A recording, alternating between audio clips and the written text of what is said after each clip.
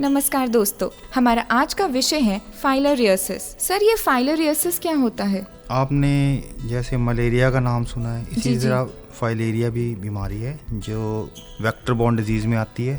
जैसे कैरियर होते हैं जो क्यूलेक्स मॉस्किटो है, उसकी खास स्पीशीज़ है क्यूलेक्स क्विनक्विफेटस। तो इसके अलावा जो इसको मेन जो फाइलेरिस है, ये हमें एक वॉर्म्स होते हैं जो थ्रेड लाइक वॉर्म या पैरासिटिक वॉर्म्स होते हैं, ये उसको कॉज करते हैं। और ये एक उनकी फैमिली है Filariidae, they belong to that family. So ये पैरासाइट्स होते हैं, ये डिपॉजिट कर जाते हैं अपने after getting deposited on the skin. ये जो है हमें पेनिट्रेट करके अडल्ट्स के या हमारे ह्यूमन बींग्स के लिम्फेटिक सिस्टम में एंटर कर जाते हैं।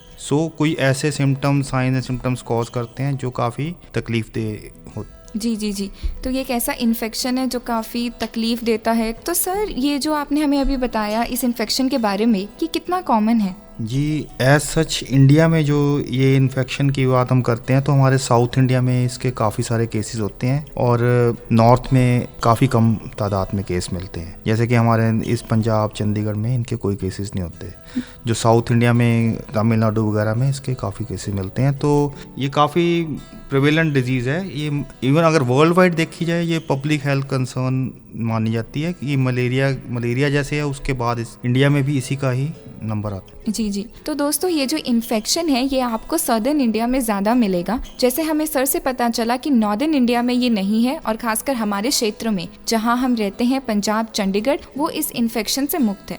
सर, कोई खास वजह है कि ये सदर्न इंडिया में इतना प्रेवलेंट है और नॉर्दर्न इंडिया में नहीं? जी, जैसे कि मैंने बोला कि इसका एक वेक्टर होता है जो कैरियर होता है, जो ये ऑर्गेनिज्म को कैरी करता है। तो उसका जो स्पीशीज है खास क्यूलेक्स का, क्यूलेक्स क्विनक्विफेटस, ये जो है ये वहाँ पे साउथ में ज़्यादा पाया जाता है जिन क्षेत्रों में।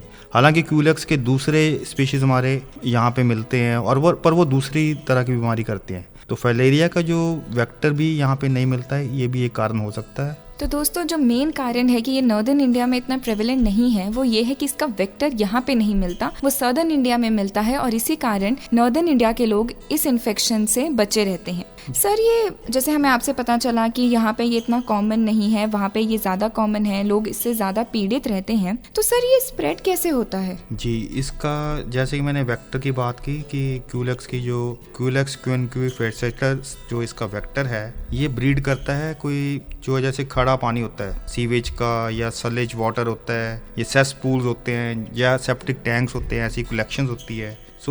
इस तरह के वाटर कलेक्शंस में ये वेक्टर ब्रीड करता है और उसके अपना जो साइकिल वो अपना स्टार्ट करता है कि इसके एग्स जो है जो आगे डेवलप होते हैं, और एग, लार्वा, अडल्ट, प्यूपा, ये जो सारी स्टेजेस उसकी उसी तरह होती है। इसमें 4 इंस्टार्स होते हैं जो लार्वल स्टेज में पाए जाते हैं। इसके अलावा ये जो इसका जो कॉजेटिव ऑर्गेनिज्म है, जिसको हम जैसे कि मैंने पहले बात की है, जो थ्रेड लाइक पैरासाइट है, वॉर्म है, उसको हम कहते हैं वोचरेरिया बैंक्रॉफ्टी। जो ये फ्लेरिया जो हमारे यहाँ पे ज़्यादा प्रिवेलेंट है इंडिया में, 99% जो केसेस है वोचरेरिया बैंक्रॉफ्टी द्वारा होते हैं। जो ये वोचरेरिया बैंक्रॉफ्टी है, ये पैरासाइट जो है ये मॉस्किटो में भी अपने स्टेजेस व्यतीत करता है, अपने ह्यूमन बींग्स में भी करता है। इसके लाइफ साइकिल में दोनों की इन्वॉल्वमेंट है, क्यूलेक्स की भी और अडल्ट जो ह्यूमन बींग्स के जो भी अडल्ट है, मेल, फीमेल, सभी में। इसकी एक स्टेजेस है जिसमें हम ट्रांसमिशन जो है वो हम डिस्कस कर सकते हैं कि जैसे कि इसकी स्टेजेस में इसके अडल्ट जो वॉर्म्स होते हैं, ये जो पैरासाइटिक वॉर्म्स हैं, तो इसमें माइक्रोफाइलेरिया प्रोड्यूस किया जाते हैं। माइक्रोफाइलेरिया होते हैं जो स्मॉल लार्वे हैं इस वॉर्म के। वो सर्कुलेट करते हैं पेरिफेरल ब्लड में, जिसमें जो रात को ज़्यादा उनकी पीरियोडिसिटी होती है, नॉक्टर्नल पीरियोडिसिटी होती है। तो यूजुअली जो वॉर्म्स हैं ये 5 से 8 साल तक माइक्रोफाइलेरिया प्रोड्यूस करते हैं। माइक्रोफाइलेरिया जो है ये आप अपने ट्रांसमिट होते हैं। अगर ये माइक्रोफाइलेरिया धीरे धीरे मैच्योर हो जाते हैं अडल्ट वॉर्म्स में, जब ह्यूमन बींग्स में ये इंजेक्ट हो जाते हैं। माइक्रोफाइलेरिया इंजेक्ट होते हैं स्किन के थ्रू मॉस्किटो की बाइट से ह्यूमन बींग्स में, और माइक्रोफाइलेरिया ह्यूमन बींग्स के लिम्फेटिक सिस्टम होता है एक, जैसे आर्टीरियल वीनस सिस्टम होते हैं, इस तरह लिम्फ होती है। तो लिम्फेटिक सिस्टम में ये प्रोसीड करते हैं आगे और लिम्फेटिक सिस्टम को ब्लॉक करते हैं, जिससे काफ़ी सारा जो लिम्फ है उसकी ब्लॉकेज हो जाती है। और जहाँ जहाँ इसकी ब्लॉकेज होगी या लिम्फेटिक सिस्टम इफेक्ट होगा, वहाँ वहाँ साइंस एंड सिम्टम्स प्रोड्यूस होंगे। तो इसमें कई हमने जो साइंस एंड सिम्टम्स लिंक्ड है इससे, जैसे कि अगर जेनिटली एरिया में ये इफेक्ट होता है तो हाइड्रोसील हो जाती है। इस तरह हमने लेग्स पे इसमें देखा होगा कि काफ़ी एलिफेंट लाइक लेग्स हो जाती हैं, उसको एलिफेंटियासिस कहते हैं। ये सारे लिम्फेटिक सिस्टम की ब्लॉकेट के कारण है, जिसमें एडिमा वगैरह, सोलन जो लिम्स या ये जेनेटिलिया हो गया। सो ये काफ़ी इसके कॉम्प्लिकेशंस काफ़ी है। जी जी जी। तो सर आप हमें थोड़ा विस्तार से बताएंगे इसके साइंस एंड सिम्टम्स के बारे में? जी, जो साइंस एंड सिम्टम्स इसके बारे में हम ये कह सकते हैं कि इसमें जो फीवर होता है ये काफ़ी मतलब एक ख़ास किस्म का फीवर होता है। तो उसमें इसके अलावा हम जो इसकी करैक्टरिस्टिक फीचर है, इसमें डैमेज हो जाता है लिम्फेटिक सिस्टम, उसके कारण होता है। इसको हम लिम्फेडिमा कहते हैं। सो इसमें skin, lymph node, lymphatic vessels या कुछ और ऑर्गन्स वगैरह की इन्वॉल्वमेंट हो जाती है। सो इसमें हम देखते हैं कि एनलार्जमेंट हो जाती है सैक्स की अराउंड द टेस्टिस, जिसको हम कहते हैं हाइड्रोसील। सो ये काफ़ी लोग इससे सफ़र करते हैं। सो जो इसकी जो मेन जो फीवर के अलावा ये सिम्टम्स जो हमें दिखाई देते हैं चिन्ह ऑब्वियसली, वो कई साल के बाद दिखाई देते हैं। सो ये जो अडल्ट वॉर्म्स हैं ये सर्वाइव करते हैं 6-6 साल, 5-5, 6-6 साल ह्यूमन बींग्स लिम्फेटिक सिस्टम में, और उसको ब्लॉक करते हैं, डैमेज करते हैं, फिर ये मैनिफेस्टेशंस आ जाती हैं जैसे कि मैंने बताया। इसके अलावा ये एडिमा जो मैंने लिम्फ एडिमा अगर ब्रेस्ट में हो जाए तो वहाँ पे भी स्वेलिंग दिखाई देगी। इसके अलावा लिम्स के या जेनेटिलिया, सो इसमें ये काफ़ी सारी इन्वॉल्वमेंट है। मतलब ये नहीं कि सिर्फ मेल को इफेक्ट करता है, फीमेल्स को भी इफेक्ट करता है उतना ही। अबाउट 6 ईयर्स ये सर्वाइव करते हैं लिम्फेटिक सिस्टम में। सर फिलेरियसिस के लाइफ साइकिल के बारे में थोड़ा बताइए हमें। जी ज़रूर। इसका जो लाइफ साइकिल है इसलिए इम्पोर्टेंट है, इसमें मॉस्किटो भी इन्वॉल्व है और human beings. So man is the definite host for this parasite. So ये मैन जो है, इसमें जो मेच्योर अडल्ट मेल और फीमेल पैरासाइट्स हैं प्रोड्यूस करते हैं एक लार्वे जिसको हम कहते हैं माइक्रोफिलेरिया। सो माइक्रोफिलेरिया जो लार्वे होते हैं they will migrate in the lymphatic system. इसके अलावा जो मॉस्किटो है वो इंटरमीडिएट होस्ट है। सो हम जब बात करते हैं जो साइंस एंड सिम्टम्स की, तो हम ह्यूमन बींग्स की जो ब्लॉकेज हो रही है अडल्ट पैरासाइट्स के बारे में, उसके रिलेशन में हम बात करते हैं। सो जो माइक्रोफिलेरिया जो ये एक लाइफ साइकिल इस तरह चलता है कि माइक्रोफिलेरिया अडल्ट में बन जाते हैं, अडल्ट फिर रिप्रोड्यूस करके माइक्रोफिलेरिया बनाएंगे। So they give birth to as many as 50,000 microfilaria per day. ठीक है ना। तो ये सब अपना ब्लड सर्कुलेशन में they find their way. So the life span of microfilaria जो है एग्जैक्टली हमें पता नहीं है, but preferably they survive up to many month. जो माइक्रोफिलेरिया है, जो अडल्ट वॉर्म्स है for many years, 5 years, 6 years. So जो पैरासाइट साइकिल जो मॉस्किटो है वो इस तरह स्टार्ट होता है कि जो microfilaria are picked by the vector mosquitoes, Culex, वो पिक करेगा जो अपनी बाइट से। So during their feeding period, so अगर इन्फेक्टेड पर्सन को अगर मॉस्किटो बाइट करेगा तो माइक्रोफिलेरिया पिक कर लेगा। सो ऑप्टिमम कंडीशन और टेम्परेचर वगैरह में ये माइक्रोफिलेरिया वो आगे नेक्स्ट स्टेज पे प्रोसीड करेंगे इन दी मॉस्किटो। इसको हम कहते हैं एक्सटर्नल इंक्यूबेशन पीरियड, जो मॉस्किटो में करता है वो 10 से 14 दिन का है। जो when the infective mosquito feeds on the other human host, infective larva deposited at the site of the mosquito. तो इससे ये है कि हमारे infective larva get into the lymphatic system. So इस तरह ये साइकिल चलता रहता है और लिम्फेटिक सिस्टम डिस्ट्रॉय होता रहता है, क्योंकि वो अडल्ट ब्लॉक जो वॉर्म्स प्रोड्यूस होंगे वो ब्लॉक करेंगे लिम्फेटिक सिस्टम को। सो जैसे कि इसका हम जो सिम्टम्स को जिस तरह लिंक कर रहे हैं इस साइकिल के साथ, दैट इज मोर क्रूशियल। तो जैसा ब्रेक पे जाने से पहले हमें डॉक्टर इंद्रपाल ने बताया था, तो हमें ये पता चला कि फाइलेरियसिस एंड मलेरिया के ट्रांसमिशन के सोर्सेज काफी हद तक सेम होते हैं, लेकिन दोनों फिर भी अलग है। तो सर कौन सबसे ज्यादा रिस्क पर होते हैं इस इन्फेक्शन के? जी, जैसे कि हमने पहले बात की थी कि इसका ये जो क्यूलेक्स के ब्रीडिंग ग्राउंड्स हैं वो इम्पॉर्टेंट है इस बीमारी की ट्रांसमिशन के लिए, की जिसमें हमने सीवेज सिस्टम बोला, सेप्टिक टैंक्स बोला, जो stagnant water in all the in cities and peripheries. तो ये जो कंडीशंस हैं, ये इनके आसपास जो इनहेबिटेंट्स होंगे naturally they will be at higher risk. हम झुग्गी झोपड़ी या कहीं ऐसे जहाँ पे इनसैनिटेशन, अनहाइजेनिक कंडीशंस होंगी, so they are more at risk for the propagation of this disease. तो दोस्तों ये बात तो हम सब जानते हैं कि हमें स्वच्छ एनवायरनमेंट में रहना चाहिए, जितना हो सके उतना हाइजीन रहना चाहिए, अपने एनवायरनमेंट को उतना ही हाइजीनिक रखना चाहिए। वो ना हमें सिर्फ कई बीमारियों से बचाता है, परंतु हमें स्वस्थ जीवन भी देता है। साथ ही साथ ये जो बीमारी है फाइलेरियसिस, उसका भी एक कारण ये हो सकता है। तो दोस्तों अगर आप चाहते हैं कि आप फाइलेरियसिस से बचे रहे, तो अपने एनवायरनमेंट को साफ रखें और अनहाइजीनिक जगह से दूर रहे। सर फाइलेरियसिस से और क्या क्या प्रॉब्लम्स हो सकती हैं? जी, जैसे कि मैंने पहले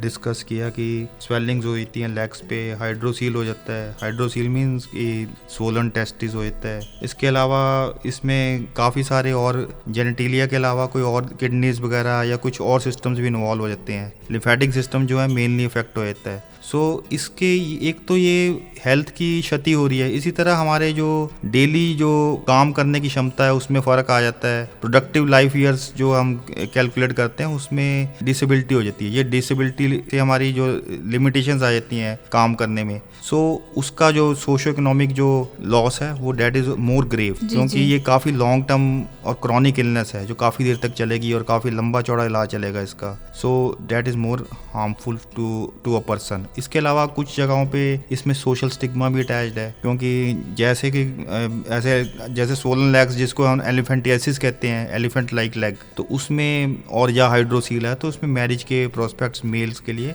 कम हो जाते हैं। जी। तो दोस्तों इस प्रॉब्लम के साथ, इस इन्फेक्शन के साथ और भी कई सारी प्रॉब्लम जुड़ी होती हैं।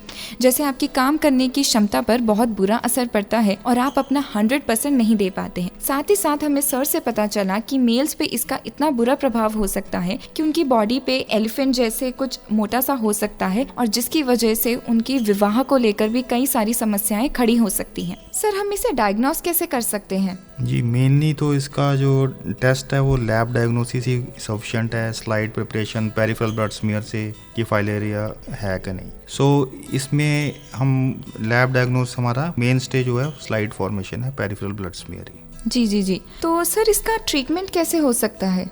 जी, ट्रीटमेंट में इसका दवाई का कोर्स दिया जाता है, एक डाई इथाइल कार्बामेमाज़ाइन जो इसका ड्रग ऑफ चॉइस है। सो ये हमें ट्रीटमेंट के लिए तो हम दिया जाता है, काफ़ी लॉन्ग ड्यूरेशन के लिए दिया जाता है। इसके अलावा हम इस ड्रग को यूज़ करते हैं मास ड्रग एडमिनिस्ट्रेशन में भी, जहाँ पे जो कोई एंडेमिक एरियाज़ है वहाँ पे डिस्ट्रीब्यूट की जाती है। और इसको हम कई जो हमारे एंटी हेलमेंथिंग मेजर्स हैं, एडल्ट एंटी वॉर्म का जो ट्रीटमेंट होता है अल्बेंडाजोल, उससे भी कंबाइन किया जाता है। तो ये एक स्ट्रेटजी की जाती है एंडेमिक एरियाज़ में। इसके अलावा ये तो हम ट्रीटमेंट बेसिक फाइलेरिसिस की बात कर रहे हैं, पर जो इसकी कॉम्प्लिकेशंस हैं that are more important to treat also. तो हम कर ही रहे हैं कि दवाई तो दे दी गई है। जब एलिफेंटियासिस हो गई है या दूसरी तुम्हारी केस हाइड्रोसील हो गया है, they require surgeries most of the cases. हाँ, उसमें कंजर्वेटिव मैनेजमेंट भी इन्वॉल्व है और सर्जरी की जो इन्वॉल्वमेंट है वो भी काफ़ी जरूरी है।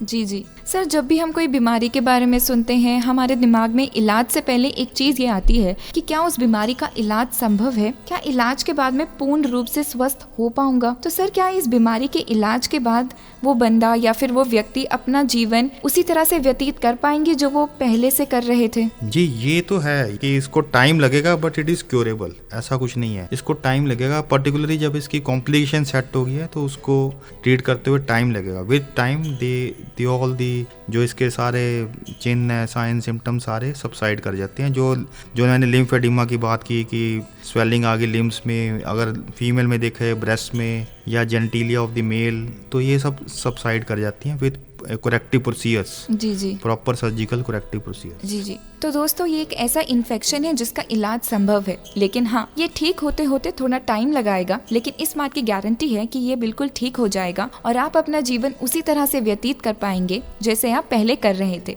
तो अगर आप में से किसी को ये फाइलेरियसिस है या फिर आपके किसी जानने वाले को है तो चिंता की कोई बात नहीं है। आप जाइए डॉक्टर के पास, प्रॉपर डायग्नोस करवाइए, अपना ट्रीटमेंट करवाइए और आप बिल्कुल ठीक हो पाएंगे और उसी तरह अपना जीवन जिएंगे जैसे आप पहले जीते थे। सर अगर हम महिलाओं की बात करें, खासकर हम प्रेग्नेंट लेडीज की, तो अगर उनमें से किसी को फाइलेरियसिस है तो क्या उन पर और उनके बच्चे पर कोई बुरा प्रभाव पड़ सकता है? ये एज सच फाइलेरिसिस की बजाय बुरा प्रभाव इसमें है कि इसके जो ड्रग्स है ना वो ज़्यादा खतरनाक है। सो प्रेग्नेंट लेडीज के लिए और चिल्ड्रन बिलो 2 years, इनमें कुछ ड्रग्स जो मास ड्रग एडमिनिस्ट्रेशन की जाती है जिसमें डाईइथाइल कार्बामेमाज़ाइन और एल्बेंडाजोल वगैरह दिए जाते हैं, तो वो उनको प्रॉपर सुपरविजन में दिया जाता है कि उसको अल्टरनेटिव डोज दिए जाए। So as such directly filariasis बच्चे को अफेक्ट करता है, इस तरह की स्टडीज कम है। जी। तो दोस्तों एक और बात हमारे सामने आई कि सबसे ज़्यादा इम्पॉर्टेंट जो इस चीज़ में है वो है इसके ड्रग्स, और वो ड्रग्स काफ़ी स्ट्रॉन्ग होते हैं। इसी कारण जब हम किसी प्रेग्नेंट लेडी या फिर 2 साल के बच्चे को देते हैं तो बहुत ही ध्यान में हमें कुछ बातों को रखना पड़ता है और उसी के अकॉर्डिंगली दिया जाता है।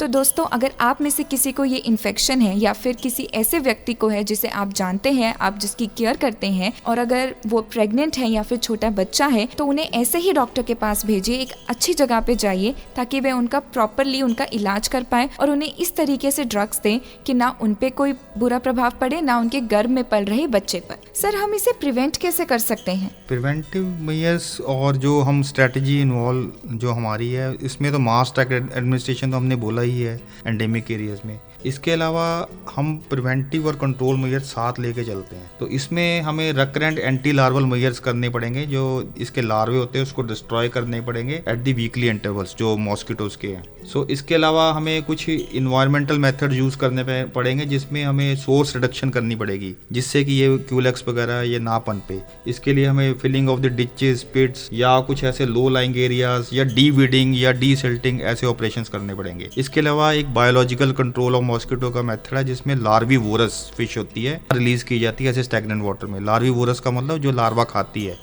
ये लार्वीवोरस फिश हमारे पास चंडीगढ़ में मौजूद है, जो हम डेंगू और मलेरिया के कंट्रोल के लिए जगह जगह रिलीज करते हैं। इसी तरह फाइलेरिया के कंट्रोल के लिए भी ये मॉस्किटो के लार्वे खाती है, तो इसको फाइलेरिया के कंट्रोल के लिए भी यूज किया जाता है। इसका नाम गंबूसिया है। जी जी जी। इसके अलावा हमें एंटी पैरासिटिक मेजर्स यूज करने पड़ेंगे through detection and treatment of microfilaria carriers. और डिजीज पर्सन को हम DEC जिसको कहते हैं डाइएथाइल कार्बामेजाइन से ट्रीटमेंट प्रोवाइड करना पड़ेगा। इसके लिए फाइलेरिया क्लिनिक खोले जाते हैं एंडेमिक एरियाज में। सो ये कुछ ऐसे मेजर्स हैं। इसके अलावा हम अपना खुद की सफाई का, जो स्वच्छता का ध्यान रखने की, स्टैग्नेंट वाटर की एक्यूमुलेशन, डर्टी स्टैग्नेंट वाटर पिट्स वगैरह में या कुछ ब्लॉकेज ऑफ सीवरेज वगैरह, ये हम ध्यान रखना पड़ेगा हमें और जो अथॉरिटीज हैं MC वगैरह उनके साथ मिलकर। जी जी जी। तो सर, अंत में आप कोई संदेश देना चाहेंगे? अंत में इतना ही कहना चाहूँगा कि हमारे यहाँ पे 2 फाइलेरिया इज़ नॉट देयर, इसके केसेस नहीं होते, बट इसका जो मेन वेक्टर है क्यूलेक्स है, उसकी दूसरे जो स्पीशीज हैं वो अवेलेबल है। कुछ म्यूटेशन होती है या कुछ ऐसे होता है, तो यहाँ पे चांसेस हो सकते हैं। सो हमें इसके लिए पूरी जानकारी और तैयारी रखना चाहिए, क्योंकि इसके प्रिवेंटिव मेजर्स काफ़ी मिलते जुलते हैं मलेरिया और डेंगू के लिए। क्योंकि ये सारी वेक्टर बॉर्न डिजीज़ में आती हैं। सो हमें जो जनरल जो हाइजीन है, जो बाहर का जैसे स्वच्छता का, कि ये सैनिटेशन, सीवरेज, इन सब की ब्लॉकेज या इनका अनहाइजीन होने से रोकना पड़ेगा। ये हमें अपने आप से कदम उठाने पड़ेंगे ताकि ये इस तरह के क्यूलेक्स जैसे मॉस्किटोस ना पनपे। जी जी। तो दोस्तों, अगर आप चाहते हैं कि आप इस इन्फेक्शन से दूर रहे, तो आपको कुछ बातों का ध्यान रखना पड़ेगा। और सबसे इम्पोर्टेंट है कि आपको स्वच्छ रहना है, हाइजीनिक जगह पे जाना है और अनहाइजीनिक चीज़ों से दूर रहना है। थैंक यू सर, अपने बिजी स्केड्यूल से टाइम निकालने के लिए और हमें फिलेरियस जैसे इन्फेक्शन से संबंधित हर जानकारी देने के लिए।